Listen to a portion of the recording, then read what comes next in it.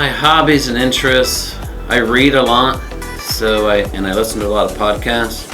So people that know me know I spend a lot of time in my car, whether coming to work or travel volleyball with my daughter. This is embarrassing, but I also watch a ton of golf. So I don't play a lot of golf, but I watch it on TV on the weekends, like religiously.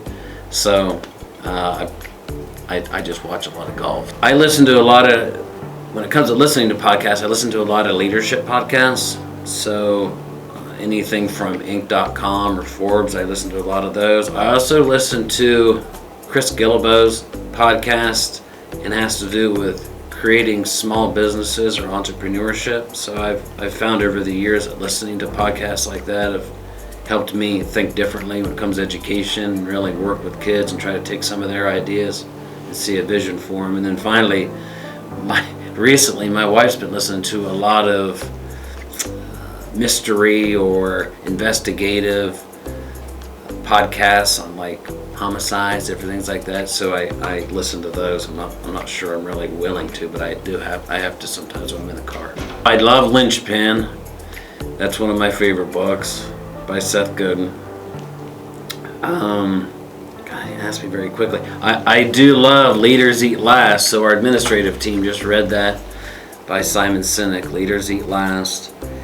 And the last book, one of my favorite books, I want to say the name of it has to do with little bits or little pieces. Must not be one of my favorites, I can't remember the title.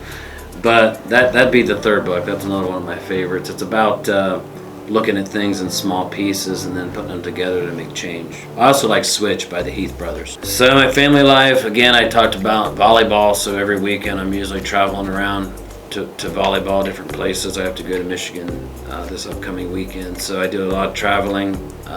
We also try to spend time together visiting different places for breakfast in the morning, and we try to read and journal together. It sounds kind of odd, but I've been trying to get my kids to journal more, to really see where they want to go with their life instead of just really taking that textbook way of, when I finish college or high school I go to college. When I finish college I get a job. So I'd say those couple things are something that we pretty much steadfast do in our lives, and then we have 2 dogs at our house, and that kind of takes over our lives sometimes as well. So my start in education, actually, my wife was a teacher. I'll never forget this, but I went to law school, graduated. I was working in the legal field, decided to get out of it, and I went back to school to get a bachelor's degree in information technology. I was at a dinner for teachers, like a reception they have at the end of the year, a celebration. The principal at the school where my wife worked, he was in line behind me at the buffet and said, "Hey, you ever thought about teaching? We have a technology job open."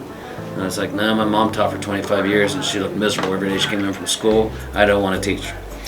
So he's like, "Well, why don't you give it a shot?" So at that point, I was trying to figure out what I want to do with my life. And so I was like, well, I can try anything. So I tried it, and then all of a sudden, I'm here now. So when I was in high school, I went to a small private high school in Zanesville, Ohio. And so the only classes that we had were really foreign languages, the core subject areas, PE, health. We didn't have anything with like a fabrication lab or working with products like wood or working with computer science.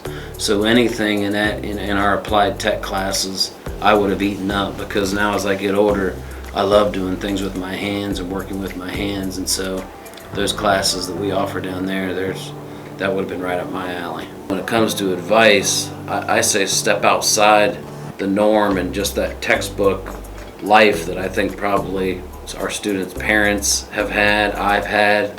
So we always look and say, well, you're supposed to do this, you're supposed to do that, because the person or the people before you did that.